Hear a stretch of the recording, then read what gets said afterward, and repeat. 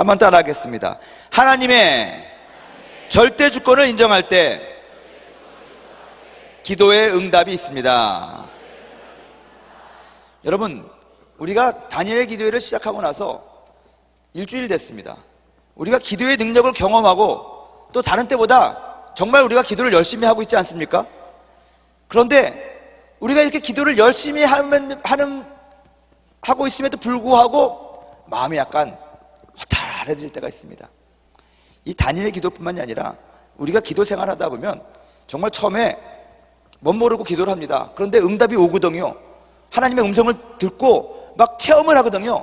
그래서 처음에는 막 기도하면 응답이 떨어지니까 와, 재밌어요. 응답받는 재미가 있으니까 막 기도도 하고 막 하고, 식기도도 정말 예전에는 몰랐는데 식기도에 자기의 간절한 손을 딱 붙이니까 식기도 자체도 막 간절하게 올라가는 것 같으니까 와, 그냥 하늘을 나는 것 같고 응답이 그냥 당장 뚝 떨어질 것 같은데, 막상 또 현실을 보면은 믿음이 느껴지긴 느껴지는데 눈앞에 완전한 응답이 안 보이거든요. 그러면 마음이 조급해지고 또 처음에 열정이 잘 안 느껴질 때가 있습니다. 그리고 괜히 허탈해져요. 처음에는 기도를 열심히 했는데 각 시간이 지날수록 30분 기도하는 가운데 한 10분은 좀 졸다가 딴 생각하다가 의미 없는 방언을 하다가 뭐 그렇게 우리가 기도 생활을 합니다. 그러다 보면 어떤 증세가 나오느냐, 기도를 했는데도 마음이 답답해져요. 그리고 목사님이 얘기합니다. 마음이 후련해질 때까지, 마음의 평안이 올 때까지 기도를 해야 된다.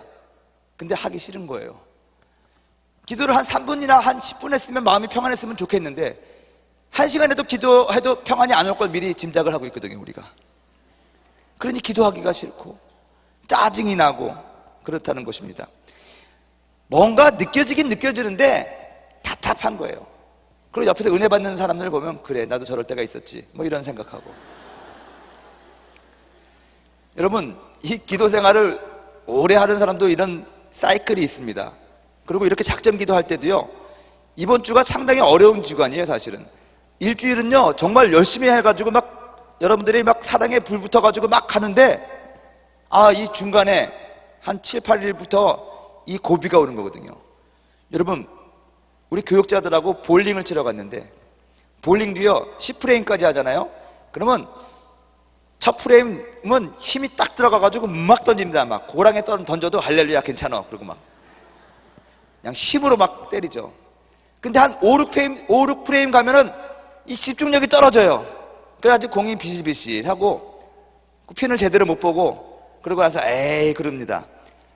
1, 2, 3번에서 스트라이크를 치던 사람도 한 5, 6프레임 가면은 한 2개 잊어버리고 하나 잊어버리고 하다가 이제 마지막 때 되면 또 정신 차려가지고 마지막에 잘해요. 또 이 기도 같은 것도 그렇거든요. 작전 기도를 하면 지금 이 주가 가장 힘든 주간이에요. 어떻게 보면 여러분들이 기도의 허탈감에 가장 빠지기 쉬운 기간이 바로 이 기간이라는 것입니다. 또 이거는요 우리들의 개인 기도 생활에도 마찬가지예요. 우리가 1시간이건 2시간이건 작정하고 기도를 합니다. 근데 처음부터 기도가 막 3층 천으로 올라가는 사람 없어요. 처음에는요 여러분 육의 기도를 해야 되거든요. 육과 싸워야 돼요. 그래서 일어서든지 무릎을 꿇든지 박수를 치든지 손을 들든지 하면서 정말 우리들이 집중을 해야 되는 거예요. 조영기 목사님한테 예전에 제가 선교대에 나와서 들은 간증은, 목사님이 40년 동안 기도 생활했다는 거예요. 그 당시에 40년을 하루도 안 빼주고 하루에 3시간씩, 개척했을 때는 막 5시간씩 기도하고 그러셨다고 그러더라고요. 그렇게 40년 동안 매일 기도 생활을 하고 경건 생활을 했던 분의 입에서 나오는 고백이, 나는 지금도 기도하려면 30분은 영적 싸움을 한다는 거예요. 앉으면 딱 하나님의 음성을 듣고 딱 기도가 올라가는 것이 아니라 별의별 교회 생각, 집안일 생각, 텔레비전 생각, 별의별 이 생각들이 많이 오면 그거 싸워야 된다는 거예요. 싸워야 된다는 거. 그래서 그 싸우기 위해서는 첫째 해야 되는 거 뭐냐, 집에서 기도할 때는 침대에서 내려오고, 사무실에서 기도할 때는 사무실 책상 의자에서 내려와서 땅바닥에 방석을 깔고 거기서 무릎을 꿇고 기도를 하신다는 거예요. 그래야지 처음 들어가는 그 기도를 성공할 수 있다는 거예요. 그게 뭐냐면 육의 기도거든요. 그래서 여러분, 우리들도 기도 처음에 할 때는요 정말 우리들의 생각과 우리들의 몸과 싸워야 됩니다. 아침에 일어나서 새벽에 나오기 힘들죠? 근데 시작은요, 일어나는 거예요. 그것부터 기도예요, 사실은. 일어나서 세수하고 이빨 닦고 완전히 집을 나서는 것, 그거부터가 기도라는 거예요. 오늘은 추우니까 주님 아시죠? 기도 아니에요, 그거는. 제가 얼마 전에 어디 저녁 때 부흥회를 갔습니다. 너무 피곤한 거예요. 너무 늦게 끝났어요. 그리고 아침에 이제 새벽 기도를 나와야 되는데 그날 마침 또 당회장님이 쓰시는 날이거든요. 그래서 새벽같이 나와야 되는데 그때는 초원 아파트 우리 교회 숙소에 있었어요. 그러니 금방 가겠지 생각을 했습니다. 근데 집에 한 2시 반에 들어왔거든요. 그리고 다시 5시까지 가려니까 좀 피곤했는데 그래도 뭐 초원 아파트니까 금방 오겠지 생각을 했는데 눈을 딱 뜬 순간 아유 5시 정각인 거예요. 세수도 안 하고 막 했는데 큰일 났어요.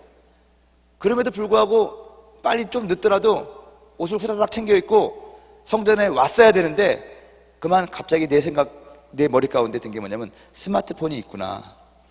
우리 스마트폰에 여의도 스모크의 어플을 보면은 새벽 기도가 생방송으로 나오거든요.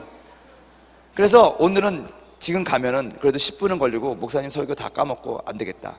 그래가지고 침대에 누워가지고 스마트폰을 이렇게 탁 들었더니 잘 나오더라고요. 와, 잘 나온다. 거기까지밖에 기억이 안 나요. 잤어요. 자고 깨니까 7시예요, 7시. 그렇구나. 이게 이 스마트폰이 좋은 게 아니에요. 여러분들 스마트폰 인터넷의 유혹에 빠지지 마시기 바랍니다. 우리가 디지털 시대를 살아도 가끔은 아날로그적으로 살아야 될 필요가 있다는 거예요. 중요한 거는 이 기도할 때 이런 걸 지나서 우리가 막 기도를 하잖아요. 영적인 기도를 합니다. 막 방언을 기도하고 막 기도하다가도 이 깊은 기도로 들어가면요, 갑자기 줄을 놓칠 때가 있어요. 그리고 기도하다가 말고 깜빡 졸든지 기도줄을 놓쳐버리는 거죠. 기도줄을 한번 잡고 우리가 기도를 막 하면 진짜 3층 천으로 올라가거든요. 그러면 기도줄 제대로 잡고 기도하면 1시간이 10분같이 지나갈 때가 있어요. 근데 갑자기 그러다가도 뭔가 허전해요. 무슨 허전함이 있냐? 저 같은 경우에는 막 그냥 그날 필 받아가지고 막 할렐루야 하고 막 방언 막 하고 있는데 갑자기 내 생각에 지금 내가 무슨 기도를 하고 있을까? 갑자기 그런 생각이 들 때가 있어요. 그때부터 허탈해지는 거야. 그러면서 의심이 들어가고, 그리고 눈 떠보가지고 주변을 살펴보고, 애들은 뭐 하나? 내 핸드폰 제대로 있나?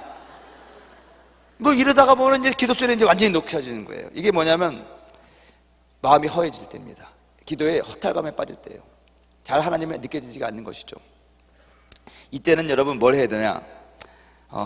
하나님의 절대 주권을 인정하는 의지적인 결단이 필요한 시기라고 저는 생각을 합니다.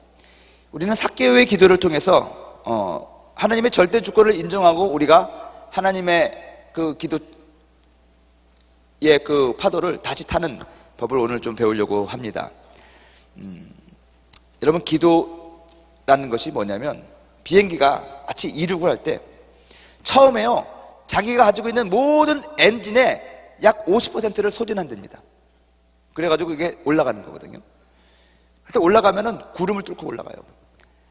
천둥이 치고 비바람이 치고 막 하고, 그때는 시트벨트를 꼭 매야죠. 그러고 나서 구름을 뚫고 올라가가지고 제대로 된 그 기류에 딱 타면은 불이 켜지면서 안전벨트도 풀라고 그러고 비행기가 아주 요동없이 안정이 됩니다. 그리고 기름도 별로 안 먹어요. 그냥 그때는 이제 바람 타고 슉 가는 거예요. 미국 갈 때는 뒤에서 부는 바람 때문에 갈 때는 11시간 걸리고 올 때는 12시간 걸리고 막 그래요. 그게 바람 영향으로. 거의 이제 연료에 소모 없이 이렇게 가는 것이죠. 우리가 기도가 그래요. 처음에 여러분 에스겔의 기도를 하고 뭐 한 이 베드로의 기도까지 올 때까지요, 우리들이 가지고 있는 연료가 다 소모가 되는 거예요. 그래서 그 영적인 싸움이 심해요. 그래가지고 어느 정도 그 영적인 어떤 이 세계까지 딱 오잖아요. 여러분, 바울의 이 성령 세례의 기도가 뭐냐면 그 구름을 뚫고 완전히 나오는 그 시기예요. 그리고 안전하게 지금 스테이블하게 딱 올라온 그 기류 위에 딱 섰을 때 이 삭개오의 기도가 필요한 거예요. 그때 약간 이게 지금 내가 제대로 올라왔는지 안 올라왔는지 의심이 가면서 약간 헷갈리거든요. 중요한 거는 올라오면은요, 이미 우리는 구름 위를 뚫고 올라왔기 때문에 우리를 건드리는 비바람은 별로 없습니다. 그럼에도 불구하고 의심이 있는 것이죠. 여기서부터 시작해가지고 이제 미가의 기도까지 쫙, 엘리야의 기도까지 쭉 가면은 이제 고공행진을 하면서 쭉 가는 거예요.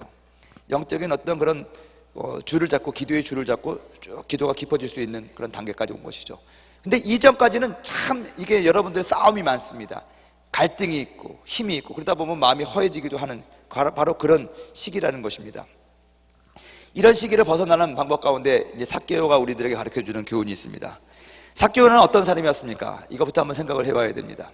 삭개오는 어떤 사람이었느냐? 상한 마음을 가지고 있었습니다. 그는 키가 작았다고 얘기합니다. 키 작은 삭개오. 근데 우리 네팔에 있는 어느 형제가, 제가 이거 누가복음을, 이제 누가복음 19장인데 오늘 성경 말씀도 안 읽었네요. 다 아시죠? 누가복음 19장 3절에서 5절 한번 읽고 갑시다. 그래도 그가 예수께서 어떠한 사람인가 하여 보고자 하되 키가 작고 사람이 많아 할 수 없어 앞으로 달려가서 보기 위하여 돌 무화과 나무에 올라가니 이는 예수께서 그리로 지나가시게 될미러라. 예수께서 그곳에 이르사 쳐다보시고 이르시되 삭개오야 속히 내려오라. 내가 오늘 내 집에 유하여 하겠다 하시니. 아멘. 제가 이 성경 공부하는데 우리 네팔 형제가 참 특이한 형제예요. 선교사님, 삭개오가 키가 작다고 했는데 상대적으로 키가 작을 수도 있는 거 아니겠습니까? 왜냐하면 예수님이 너무 작기 때문에 사람들이 보다 작기 때문에, 보통 사람들보다 작기 때문에 삭개오도 예수님을 못 본 거지. 예수님이 키가 컸으면 또 삭개오도 이렇게 다 볼 수 있는 거 아니겠습니까? 뭐 그렇게 얘기하고 하는 것을 들었는데, 어찌됐든 간에 삭개오는 키도 작고 또 외모도 좀 별볼일 없었던 것 같은 생각이 들어요. 부자였지만 세리였습니다. 세리장이었습니다. 유대인으로부터 죄인 취급을 당했어요. 왜냐하면 로마의 정부에게 유대인으로부터 세금을 걷어가지고 바치는 그런 일을 했잖아요. 어떻게 보면 일본의 앞잡이, 옛날에 우리가 얘기할 때 그런 존재였죠. 그래서 이 삭개오는 상당히 마음 가운데 어떤 열등감과 상처가 있었던 사람이 아닌가. 그러다 보니까 좀 상한 마음을 가지고 있지 않았나, 그런 생각을 합니다. 그럼에도 불구하고 삭개오는 열정이 있었던 것 같아요. 여러분, 악착같이 돈을 벌어서 부자가 되었고요, 열정이 있으니까 그런 거 한 거 아니겠습니까? 그리고 예수의 소문을 듣자마자 그는 예수님을 보기를 원했어요. 그래서 막 예수님을 만나고 싶어서 달려나갔습니다. 사람들이 많아서 예수님이 지나가는 걸 볼 수 없으니까 자기의 체면을 내버리고 엉금엉금 기어서 돌 무화과 나무, 뽕나무죠, 그 위로 올라간 거예요. 예수님 보고자. 그걸 머릿속에 한번 생각해 보십시오. 부자니까는 옷도 좋았을 거 아닙니까? 그런 사람이 나무를 타고 이렇게 올라가가지고 예수님을 보려고 그렇다는 거예요. 근데 그 정도로 호기심이 왕성했었고 열정이 많았던 사람이라는 것입니다. 그리고 예수님이 그에게 오니까 그는 즉시로 예수님을 자기의 집에 영접을 합니다. 그리고 예수님이 묻지도 않았는데 알아서 주여 내가 남의 물건을 토색한 일이 있으면 4배로 갚겠습니다. 내가 다 갚아주겠습니다 하고 막 헌신합니다. 예수님을 만나자마자 그는 자신의 재산을 가난한 자들에게 나눠주겠다고 결단하는 무조건적인 헌신을 했던 그런 사람이 바로 삭개오였다는 것입니다. 우리가 한번 삭개오의 모습과 우리를 좀 비교해 봤으면 좋겠어요. 우리 안에도 삭개오와 같은 그런 모습들이 상당히 많이 있다고 저는 생각을 합니다.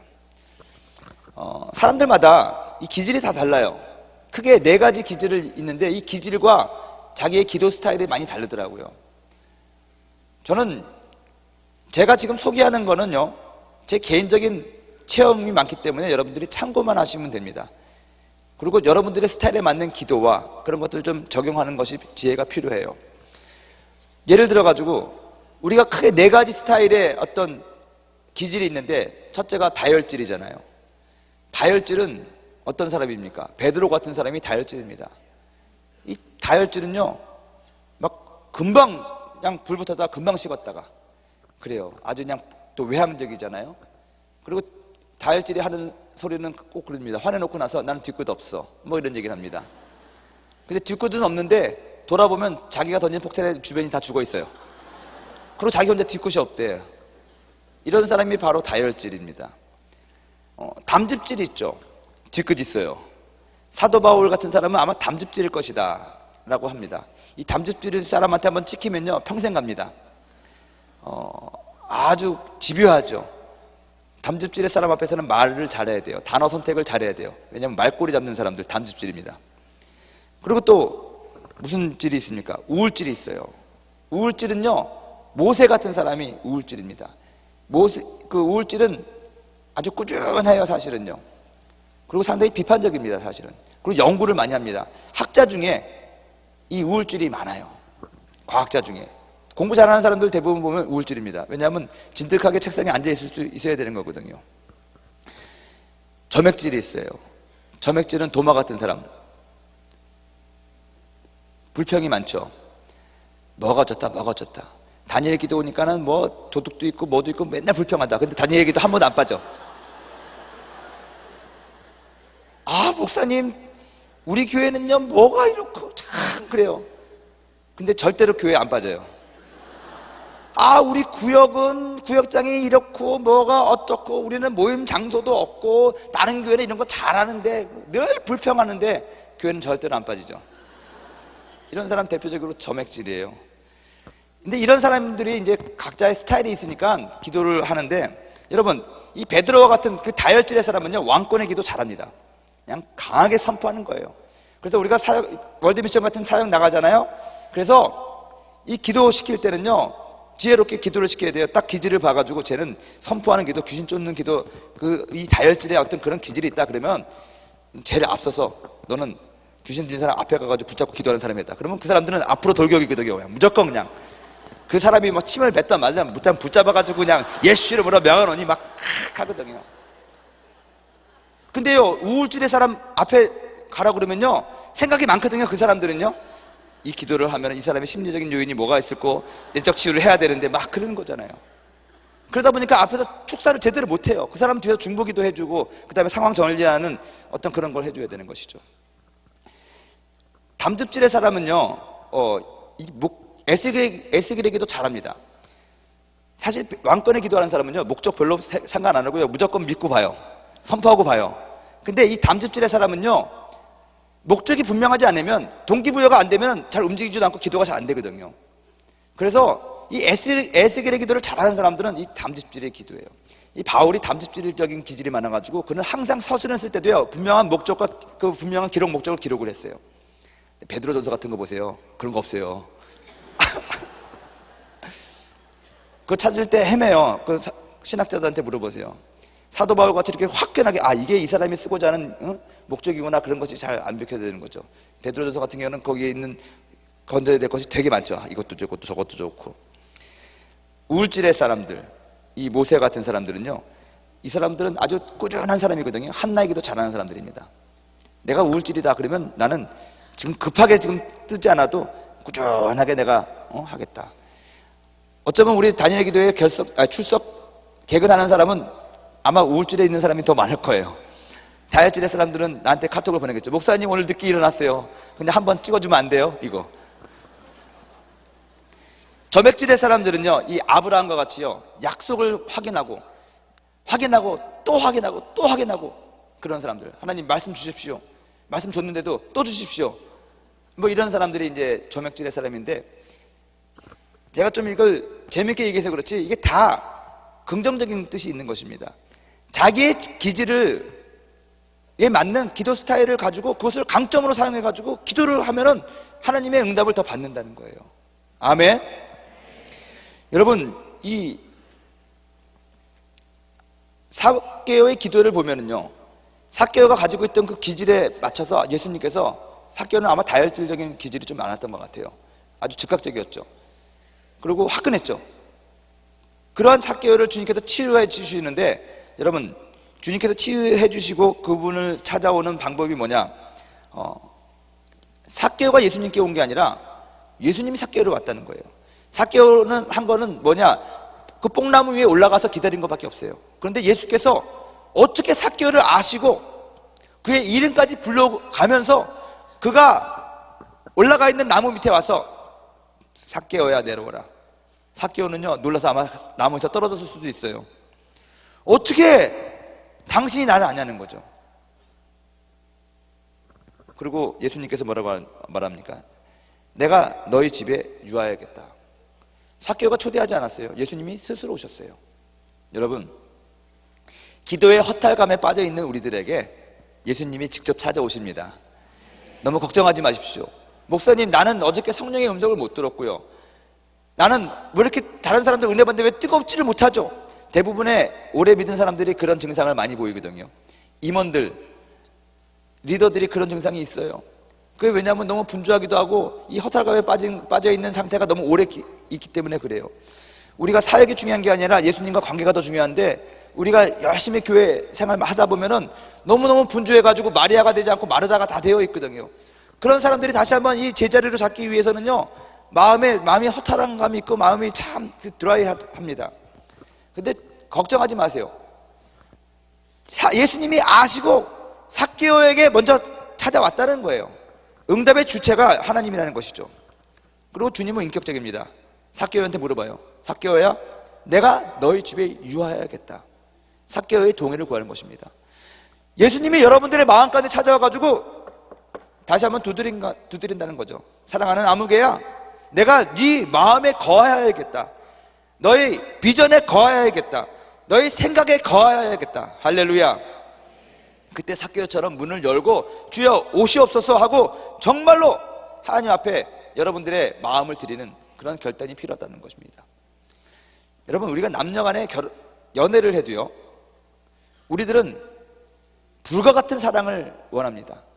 감정으로 막 뜨거워지는 것이죠. 그대 없으면 못 살아. 그런 거죠.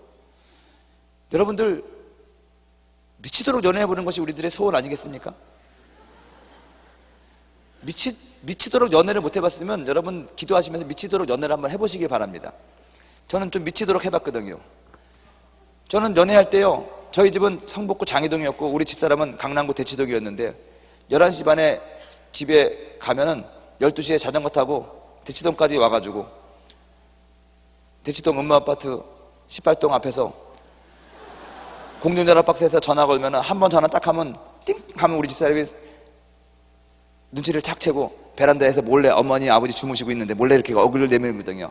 그러면 얼굴 봤으니까 간다고 또 열심히 자전거 타고 오고 그렇게 하고 살았습니다. 와가 아니에요. 미친놈이지.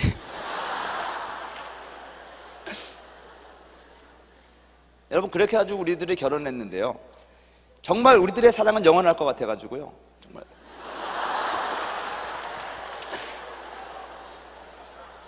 저희들이 1995년 2월 18일 날 결혼을 했는데 이제 결혼기념일이 얼마 남지 않았어요. 우리 베들레헴 성전에서 했습니다. 조영기 목사님이 주례를 해주셨어요. 근데 정말로 많은 사람들이 왔어요. 우리 캐머들은 거의 와가지고 우리 밥을 먹었다고 생각하면 됩니다. 밥값이 그때 한 2,000명이 먹었나 1,500명이 먹었나 아무튼 진짜 많이 왔어요. 그래서 목사님도 놀래가지고, 야, 그 다음날 설교 시간에 얘기했잖아요. 와, 어저께 결혼한 주례한 커플은 참 특이한 커플이라고 그러면서 칭찬도 해주시고 그랬는데, 그래서 모든 사람들이 인정했습니다. 환상의 커플이다. 그래서 우리들은 환상의 커플로 결혼했습니다. 근데 여러분, 이 환상의 커플이 3개월을 못 가요.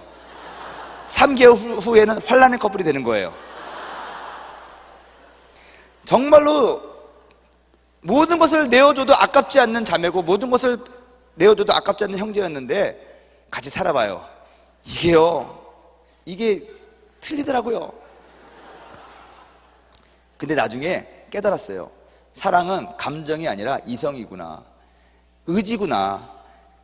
나중에는요, 서로 간에 좋아하는 감정보다는 내가 앞으로 하나의 남편으로서 아내로서 의지적인 사랑으로 내 가족을 챙기고 그 사람을 사랑하는 그것이 생기더라고요. 그것이 지나니까는 진짜 가족이 돼요.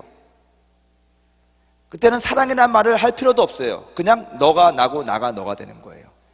그 시간까지 한 10년은 넘게 걸리는 것 같아요. 셋은 낳아봐야지 알아요. 여러분, 제가 말하고자 하는 건 뭐냐면 이 주님에 대한 것도 감각적으로만 알려고 그러면 안 된다는 거예요. 내가 감정이 뜨거워지겠지, 그것만 생각하면 초신자라는 거예요. 어느 정도 이제 영적인 어드밴스 코스에 왔다면은 여러분들의 의지적인 결단을 통해서 주님을 사랑합니다. 그것이 있어야 되는 거예요. 하나님은 우리들의 자유의지를 존중하십니다. 사람이 마음으로 믿어 의에 이르지만 입으로 시인하여 구원을 받는 거거든요. 내가 마음으로 믿어서 주님을 영접했지만 그래도 우리들의 자유의지를 동원해서 내가 주님을 고백하고 시인할 때 온전한 구원이 있는 것이거든요. 하나님께서 우리에게 주신 자유의지예요. 이것을 쳐서 복종해서 나는 주님의 절대 주권에 복종하기를 원합니다. 이것이 우리들에게 필요한 시기라는 거예요. 이 시기가. 여러분, 이 성령의 인도하심 속에 들어가는 본격적인 삶은요, 성막에서 성소에서의 삶을 시작하는 것과 똑같다는 거예요. 성막은요, 성막 뜰로 들어가잖아요. 이 성막은 나중에 우리가 한번 성막 기도도 그렇고 이 미가의 기도할 때 더 자세하게 얘기하겠지만, 하나님께서 출애굽기서에서 모세에게 주신 이 성막은요, 하나님께로 찾아가는 지도 같은 역할을 하고 있어요.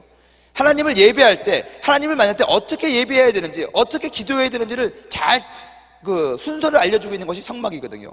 성막의 뜰에서 번제단에서 죄를 회개하고, 물두멍에서 성령 받고, 성소에 들어가서 등대에서 성령의 조명하심을 받아서 떡상에서 하나님의 말씀을 받고, 분향단에서 기도할 때 지성소에서 하나님이 응답해 주시는 것이거든요. 출애굽기 15장에 내가 거기서 너희들과 만나고 그렇게 말씀하셨거든요. 거기가 성막에 있는 그 언약궤란 말이에요. 그래서 이 성막을 잘 우리가 연구하고 공부하면 어떻게 기도를 해야 되고 어떻게 믿음 생활을 해야 되는지를 쭉 잘 알 수가 있는 것인데, 지금 이 삭개오의 기도 단계까지 온 것은요, 우리가 이제는 영적인 세계에 발을 내딛어서 어떤 성소에서의 생활을 시작하게 되는 거예요. 근데 성소에서의 생활의 가장 첫 번째 관건이 뭐냐? 이 성령의 인도함을 받는 거거든요. 성소의 특징은요, 창문이 없어요. 창문이 없고 거기 들어가면 정금을 쳐서 만든 등대가 있습니다. 거기에 제사장들이 매일 감람류를 넣어가지고 그 불을 밝혀놔요. 성소에서는 창문이 없기 때문에 밖에서부터 빛이 들어오지 않습니다. 오직 등대에서 비춰지는 그 불빛에 의지하여서 떡상에서 떡을 먹고 분향단에서 분향하는 그 모든 제사 행위를 해야만 했다는 것입니다. 다시 말하면 이제 여러분들이 본격적으로는 영적인 생활을 하기 위해서는 눈으로 보이는 것으로 인도함을 받아서는 안 된다는 거예요. 성령의 조명하심을 받아서 여러분들이 살아야 된다는 거예요. 눈에 보이는 것을 보고 따라다니는 것은 성소로 들어오기 전까지는 여러분들의 눈에 보이고 손으로 만져지고 귀로 들리는 것, 그런 감각적인 것을 통해서 인도함을 받고 살아갔다면, 이제 성소에서의 삶은 그리스도의 제자로서 영적인 인생을 살아가는 사람의 삶은 눈으로 보는 것이 다가 아니라, 귀로 듣는 것이 다가 아니라, 손으로 만져지고 감각적인 것이 다가 아니라, 눈에 보이지는 않지만, 귀에 들리지는 않지만, 만질 수는 없지만 여러분 안에 계신 성령님의 감동하심과 조명하심에 따라서 여러분들의 인생을 결정하고 여러분들의 기도 제목을 결정하고 기도하고 살아가야 된다는 거예요. 그러기 위해서는 여러분, 우리가 어저께 성령 충만 받았는데 그 성령님과 늘 이 교통하면서 교제하는 그 연합이 필요한 거예요. 한번 성령 충만 받았다고 해서 계속 가냐? 그게 아니거든요. 등대의 기름은 제사장들이 매일매일 채워넣습니다. 매일매일 점검했습니다. 그래서 저는 우리 교육자들한테도 오늘 얘기했습니다. 우리 성도들이 다니엘 기도 중인데 다니엘 기도 지금 열심히 한다고 가만 내버리지 말고 매일매일 체크하라는 거예요. 매일매일 체크해요. 성령을 체크해야 돼요, 여러분들 안에. 그래서 성령을 채워넣어야 되는 거예요. 성령을 채우면서 해야 되는 것이 뭐냐? 여러분들이 지금 마음 가운데 있는 상처들과 더러운 것들, 그거 제거해 줘야 되는 거거든요. 여러분, 이 죄라는 것은 우리 이 속에 갇혀져 있거든요. 지금 성령의 능력으로 갇혀져 있는 거예요. 나중에 천국 가면 그 죄가 완전히 분리되겠지만은 여러분들 안에는 아직도 죄성이 남아 있는 거고 어떤 그 죄의 유혹을 받을 수 있는 소지가 많다는 거예요. 우리 특별히 청년은요. 근데 성령 충만해야지 그것이 꽉 눌러져 있어가지고 활동을 못하는 것이거든요. 근데 이것이 성령이 덜 충만하면 삐질삐질 차고 나옵니다.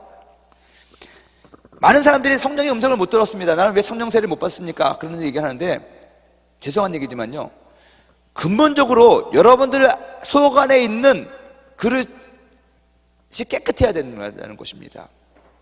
얼룩이 묻어 있으면 이 거룩한 성령이 부어주지를 못해요. 여러분들 안에 있는 온전한 미움, 원망, 시기, 또 습관적인 죄, 반복적인 죄, 그런 것들이 계속 남아있는데 그것이 완전히 처리가 되지 않잖아요? 그 위에 성령이 부어지면은 어떤 일이 벌어지냐? 성령 비슷한 것들이 와가지고 성령인 척합니다. 그 양신 들릴 경우가 있어요. 그럴 경우에는.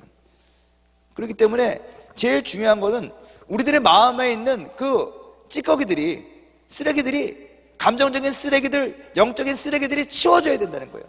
우리 그릇에, 우리 마음에, 우리 신비에 묻어져 있는 그런 얼룩들이 그리스도의 보혈로 씻겨져야 된다는 거예요.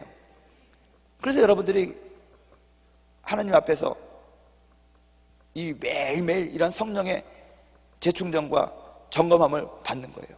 그래서 여러분들 교육자들이, 리더들이, 총무들이, 셀 리더들이 전화해가지고 오늘 성경 읽었니? 오늘 뭐 했니? 하고 물어보고 체크하고 관리하는 거예요. 그걸 통해 가지고 우리가 성령의 인도함을 받고 살아간다는 것이죠. 더 구체적으로 얘기할게요. 이런 성령의 조명하심을 받고 살아갈 때 우리가 해야 되는 마음의 태도가 뭐냐? 우리가 믿음이 안 느껴지거든요. 그럴 때는요, 느끼려고 하지 말고 무조건 말씀을 믿는 거예요. 특별히 이때야말로 이 멘토링이 필요한 시기거든요. 상담이 필요한 시기가 바로 이 삭개오의 기도할 때거든요. 이때는요, 자신의 생각을 접어버리고요, 무조건 말씀에 자기 자신을 쳐서 복종시키는 거예요. 여러분들의 목자, 여러분들의 멘토의 말에 무조건 복종하는 거예요. 주의 종을 믿고 주의 종의 말에 무조건 복종해 보는 거예요. 교회의 건의에 무조건 순종하고 믿어보는 거예요. 이 시기에는요, 중요한 것은 자기 소리를 듣지 않는 것이 중요해요. 나도 하고 싶은 거 있거든요. 근데 이 시기에는요, 철저하게 내 소리는, 내가 원하는 것은 내가 철저하게 내가 절제를 합니다. 아직까지 내 안에 정욕적인 것이 남아있을 수 있으니까. 그리고 철저하게 하나님의 말씀에 자기 자신을 맞추는 것이죠. 하나님의 말씀에 절대 복종을 하는 그런 시기가 바로 이 시기입니다. 그래서 여러분들에게 계속 강조를 하고 있는데, 이 기도할 때는요, 기도를 1시간, 2시간 하는 것도 중요하지만 절대적으로 여러분 하나님 말씀을 같이 읽어야 됩니다. 그래서 제가 소개했죠. 금년은 다니엘 기도 시작하면서 우리 성경 읽기를 시작해서 적어도 3개월 안에 성경을 읽도록하자. 하루에 20페이지씩 읽으면 87일이면 성경을 읽도록합니다. 20페이지 읽는데 빠르게 읽으면 20분에서 25분, 좀 천천히 읽으시면 3, 40분이면 다 읽어요. 그 정도 시간 할애해서 지하철 타고 가면서 읽어도 되는 것이고요. 읽을 것도 귀찮으면 어플 받아가지고 들으면서 가십시오. 지하철 타고 가면서, 버스 타고 가면서. 한 15장에서 16장 정도 되는 분량이에요. 20페이지면은요. 짧은 장들은. 좀 더 열심히 읽고 싶다. 하루에 50페이지씩 읽으십시오. 50페이지씩 읽으면 1시간 정도 걸릴 겁니다. 그런데 그렇게 읽으면 34일이면 한 달 반이 채 못 되는 거죠. 한 달 조금만 넘으면 성경을 읽도록한다는 거예요. 저는 이 다니엘 기도 끝나는 거와 동시에 좀 해보려고 노력을 했는데 작심삼일이라고, 저도 나름대로 이게 바쁘더라고요. 기도도 해야 되고 다니엘 기도 준비해야 되는데 또 뭐 연초에 바빠요. 그래가지고 이틀 50페이지씩 읽고 그 다음부터는 도저히 안 되겠더라고요. 그래서 20페이지씩 읽고 있습니다. 그래서 오늘 아침에 여호수아서 끝냈어요. 여호수아서 끝났는데 저도 요새 보면은요, 열심히 내가 지금 설교하고 그러지만은 가끔가다 허탈해요. 허하거든요. 제 개인적인 어떤 기도 제목이 하나 있긴 있습니다. 근데 여러분들이 위해서 기도하고 그러다 보니까는 자꾸 그 기도 제목에 대해서 내가 이렇게 분명한 이렇게 딱 잡히지가 않는 거예요. 그래서 좀 힘들었습니다. 근데 오늘 성경을 읽는데 하나님께서 여호수아서 24장 말씀 마지막 절 읽는데 이 응답을 주시더라고요. 개인적인 간증인데, 제가 오늘 성경을 읽게 한 것 중에서 제가 받은 레마의 말씀, 주님께서 내게 주신 말씀이거든요. 한번 소개하면 여호수아서 24장 15절 말씀이에요. 만일 야훼를 섬기는 것이 너에게 좋지 않게 보이거든 너희 조상들이 강 저쪽에서 섬기던 신들이든지 또는 너희가 거주하는 땅에 있는 아모리 족속의 신들이든지 너희가 섬길 자를 오늘 택하라. 오직 나와 내 집은 야훼를 섬기겠노라. 할렐루야. 여호수아가 마지막 고별 설교를 한 그 설교 말씀을 오늘 아침에 딱 읽으면서 택하라. 나와 내 집은 오직 야훼를 섬기겠노라. 할렐루야. 이 말씀은 저 개인적인 기도의 응답이었습니다. 그래서 그렇구나. 내가 지금 이것저것 재지 말고 하나님께서 이 오직 다른 거 생각하지 말고 오직 믿음으로 오직 야훼만, 오늘 찬송가 한 것처럼, 성경한 것처럼 내 마음이 주께로 확정되고 주님만을 바라보고 나가라. 이게 찬양도 이거 찬양했는데 말씀도 오늘 오직 야만 구하는 거다. 그래서 저는 하나님의 뜻이 이런 것이구나. 그래서 제가 원하던 그런 것들 다 포기하고 일단 주님만 집중하기로 했습니다. 세상과 나는 간데도 없고 오직 주님만 바라보고 되는 것이구나. 그래서 요새는 오늘부터는 좀 더 과감해질 것 같아요. 눈치 안 보고 정말 주님 앞에서 내가 주님이 하라는 말 그냥 얘기하고, 주님께서 가라는 거 가고, 주님께서 하라고 하는 거 하고, 내가 야훼를 섬기는 데 집중해야 되는 것이구나. 그 야훼를 섬기는 것이 또 하나님이 사랑하는 여러분들과 같은 그런 주의 백성들 섬기는 거니까 내가 여러분들 앞에 가가지고 당신도 야훼를 섬기라고, 섬겨야 된다고 엄청 들이댈 겁니다. 이제 할렐루야. 중요한 거 이거예요. 믿음이 안 느껴지면요, 여러분 말씀을 듣고 나서 그 말씀에 무조건 자신을 복종하는 거예요. 마음에 동함이 없더라도 여러분들의 의지를 동원해가지고 순종해보는 거예요. 무화과 나무, 뽕나무 위로 올라갔죠. 이 영적으로 보면 삭개오를 예수께로 인도하는 그 매개체가 뽕나무였습니다. 여러분, 처음에 우리가 기도를 시작할 때 멘토링을 받거나 상담을 받으면요, 어떤 이런 걸 잘 이해 못하는데 어느 정도 이 삭개오의 기도까지 오잖아요. 그러면 그제서야 이제 여러분들은 레슨을 받을 필요가 있어요. 지도를 받으면 원포인트 레슨이라고 해가지고 하면 하게 되는 거예요. 아하, 이런 거구나 하면서 기도의 깊이로 들어갈 수가 있게 되는 것이거든요. 그래서 지금 자기 스스로가 한 이 정도 되는 수준에 왔다라고 하면 이제 그때부터 좀 상담을 하십시오. 목사님, 이런 상황인데 나는 어떻게 인도를 할까요? 어떻게 갈까요?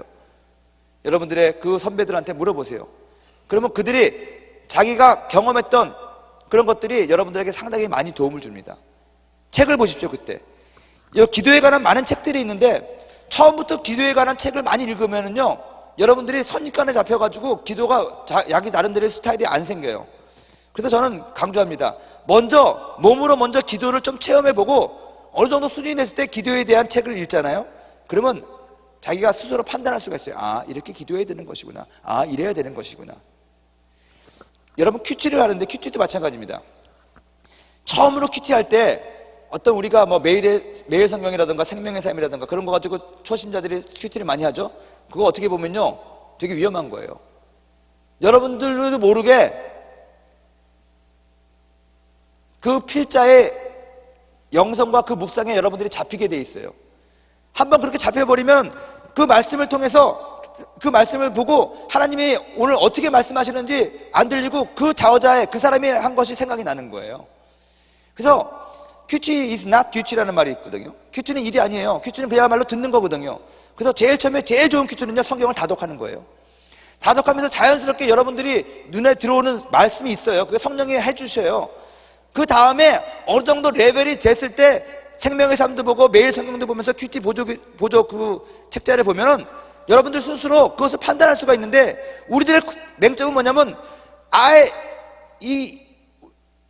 우리 바탕이 여물어지기도 전에 너무 참고서를 많이 본다는 거예요. 그러다 보니까 여러분들의 믿음이 순수한 여러분들의 믿음이 아니라 자기 색깔이 없어요. 남의 색깔인 거지. 그래서 나누려고 그러면 자꾸 남의 얘기만 해요. 남의 얘기만. 자기 얘기가 없는 것이죠. 여러분, 기도를 지금까지 우리가 해봤습니다. 시행착오도 겪으면서 잘 안 되기도 하고 잘 되기도 하고, 어느 날은 기도가 잘 되고 어느 날은 안 돼요. 왔다리 갔다리 하는 거예요. 이렇게 찬물에 갔다가 더운 물에 갔다가 찬물에 갔다가 더운 물에 갔다가 하는 거예요. 그럼에도 불구하고 나는 끝까지 이 기도의 여행을 멈추지 않으리라. 그 결심이 필요한 거거든요. 그 결단이 필요한 것이거든요. 그 결단 가운데 한 가지, 오늘 삭개오는 나는 주님의 말씀에 절대로 복종하고 주님을 붙잡겠습니다. 주님이 원하는 것을 위해서 나의 모든 것을 바쳐 놓겠습니다. 이러한 헌신과 결단을 우리가 주님 앞에 보여드려야 된다는 것이죠. 여러분, 이 말씀과 또 주님께서 주신 우리 교회의 권위에 한번 순종하는 그런 시기가 바로 오늘 삭개오의 기도의 시기입니다. 내가 스스로 그것을 결정하는 것이 아니라 나의 윗권세라든가 아니면 하나님의 성령이 말씀하시는 그 말씀에 직접적으로 우리가 우리의 자신을 쳐서 복종하는 기도가 바로 이 삭개오의 기도라는 거예요. 혹시 여러분들 가운데 기도하다가 기도에 허탈감에 빠져 있는 분이 있습니까? 기도에도 응답이 없는 것 같고 믿음은 느껴지는 것 같은데 긴가민가하고 기도가 어떻게 뜨겁게 올라오지 않아서 고민하고 계시는 분이 있습니까? 오늘 삭개오의 기도를 하십시오.